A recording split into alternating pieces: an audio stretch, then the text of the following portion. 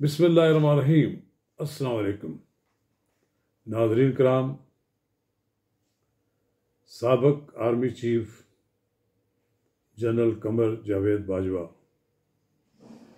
को रिटायर हुए 1 माह हो गए हैं, लेकिन पिछले 1 माह के दौरान पीटीआई की जानब से मुसलसल उनके खिलाफ इल्ज़ाम तराशी की जाती रही।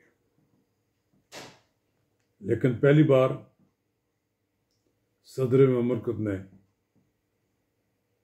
जनरल बाजवा का दफा किया, लेकिन उनके बयान के अगले रोज़ ही उन्होंने इस बात की तरदीद कर दी कि उन्होंने जो कुछ कहा वो सियाक व सबाक के खिलाफ था। नाज़रीन कराम, कबल इसके हम आगे बढ़े, अगर आपने मेरा यूट्यूब चैनल अब तक सब्सक्राइब नहीं किया तो उसे फौरी तौर पर सब्सक्राइब करें, लाइक करें और अब आपके साथ शेयर करें, और आइकन को वो बटन दबाना ना भूलिए कि जब हम वीडियो लोड करें तो सबसे पहले आपको इत्तला मिले। ये बात किसी से ढकी छुपी तो है नहीं। जनरल कमर जावेद बाजवा इमरान खान को इक़्तिदार में लाए, उंगली पकड़कर 4.25 साल तक उनकी हुकूमत चलाते रहे।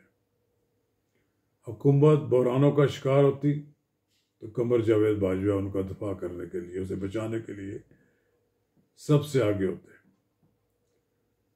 मौलाना फजल रहमान का लॉन्ग मार्च हो, धरना हो, तो उस वक्त भी जनरल कमर जावेद बाजवा इमरान खान से दबाव हटाने के लिए उनको वापस भिजवाते हैं।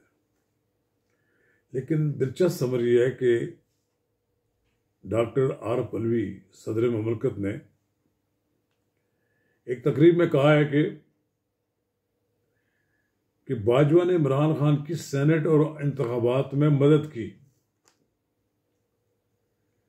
तो उन्होंने कहा कि माजी को भूल जाएं, माफ करें और नई शुरुआत करें। अब देखिए, ये बात बड़ी अहम बात है। लोग तस्लीम नहीं करते अगर पीटीआई के किसी कारकुन को कहा जाए, लीडर को कहा जाए कि जनरल बाजवा की तो आप पर बड़ी मेहरबानियां थी, काश कि उस वक़्त इतनी मेहरबानियां ना की जाती, जनाब मियाँ नवाज शरीफ की हुकूमत को खुश उसलूबी से चलने दिया जाता, तो आज पाकिस्तान डिफ़ॉल्ट होने के किनारे पे खड़ा है। उसको बचाने की एक तरफ से कोशिशें हो रही हैं और दूसरी तरफ से डिफ़ॉल्ट होने के लिए कोशिशें हो रही है कि हो जाए। तो अगर नवाज शरीफ की हुकूमत होती तो तरक्की का पता नहीं हम कहाँ तक पहुँच चुके होते। 4 साल की नाकामी के बाद जनरल बाजवा के खिलाफ इतना तो इल्ज़ाम दुरुस्त है कि उन्होंने एक गलत आदमी पर इन्वेस्टमेंट की। अगर वो उस वक्त के इलेक्टेड वज़ीर आज़म का साथ देते और उनकी हुकूमत को बचाते तो यकीनन जमहूरी प्रोसेस में इमरान खान नवाज शरीफ से नहीं जीत सकते। नवाज शरीफ से सियासत में भी पीछे थे इमरान खान, और इलेक्शन में भी बहुत पीछे थे। लेकिन सारी दुनिया जानती है कि जिस तरह लोगों को तोड़ तोड़ कर एक एक करके, वो जो कहा है ना, मुने सलाई ने गलत नहीं कहा कि दरियाओं का रुख तब्दील किया, बल्कि उन्होंने तो एक अगला जुमला ये कहा दिया कि समुंदर का रुख तब्दील कर दिया। यानी नवाज शरीफ एक समुंदर की तरह था, दरिया की तुगयानी में बड़े बड़े लोग बह के जा रहे थे, लेकिन उसको इक़्तिदार से नहीं निकाला गया, बल्कि उसे जेल भिजवाया गया, उसकी बदनामी की गई, उस पर इल्ज़ामात लगाए गए, उसको चोर साबित करने की कोशिश की गई, और फिर एक ऐसे घड़ी चोर को इक़्तिदार दिया गया जिसकी इतनी दुनिया में बदनामी हो चुकी है। घड़ी पर मक्का मुअज़्ज़मा की तस्वीर जिस पर थी वो फ़रोख्त की, ना सिर्फ वो फ़रोख्त की बल्कि तोशाखाना लूट कर ले गए। तो बहरहाल ये सारी बातें हमारे सामने। अब डॉक्टर आरिफ अलवी ने हकीकत बात कही है तो एक बात तो दुरुस्त है, ये मान लेना चाहिए ना, खुल्लम खुला एतराफ़ करना चाहिए इमरान खान साहब को कि उनके जनरल बाजवा ने उनकी बड़ी मदद की थी। सो आप बुला दें इस बात को, ठीक है। आप उनको गद्दार कहते रहे, आप उनको मीर जाफर और मीर सादक कहते रहे। अब आप इसको देखें कि आज उसी गवर्नमेंट का इलेक्टेड सदर भी ये कह रहा है कि इमरान खान की सेनेट के इंतखाबात में और इंतखाबात में मदद की। चेयरमैन जब बनवाना हो, चेयरमैन को जब तहरीक एतमाद उसके खिलाफ नाकाम बनानी हो, तो यही जनरल बाजवा उनकी मदद करते हैं। ये खुल्लम खुला एतराफ़ है, कोई इससे इनकार नहीं कर सकता। काश की हकीकत को लोग सामने समझें। इस वक्त इमरान खान साहब को एक ही परेशानी है कि वो कह रहे हैं मार्च अप्रैल में इंतखाबात हो जाएगी। वो सदर अलवी ने ये बात तजवीज़ दी थी कि अप्रैल मई में इलेक्शन हो जाएं। भाई अप्रैल मई में क्यों हो जाएं? अगस्त में हुकूमत ख़त्म होती है, 2-3 महीने बाद उसके बाद इलेक्शन हो जाएंगे। अभी लोगों को इंतखाब के बुखार में मुब्तला करने की ज़रूरत नहीं है।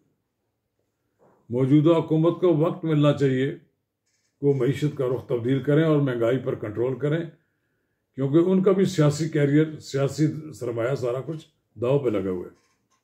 इमरान खान के लिए तो बड़ी आसानी हो गई है, हुकूमत से निकल गए हैं, अपने पैदा करदा मसाइल की अब ये नताइज भुगत रहे हैं।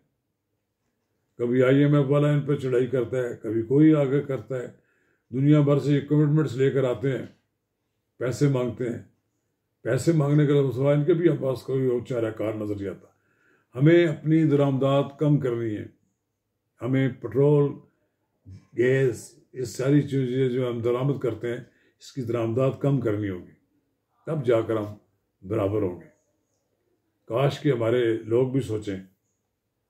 ये बिजली का लोड शेडिंग इसलिए नहीं है कि बिजली हमारे पास पैदा नहीं हो सकती। बिजली पैदा करने के लिए हमें फर्नेस ऑयल चाहिए, गैस चाहिए और बहुत सी और चीज़ें हमें चाहिए कि हम गैस से बिजली को पैदा करें ताकि लोगों को पूरी हो। अब हाइडल प्रोजेक्ट्स में सर्दियों में स्लो हो जाते हैं, उनकी पैदावार कम हो जाती है। तो देखिए अब आने वाले दिनों में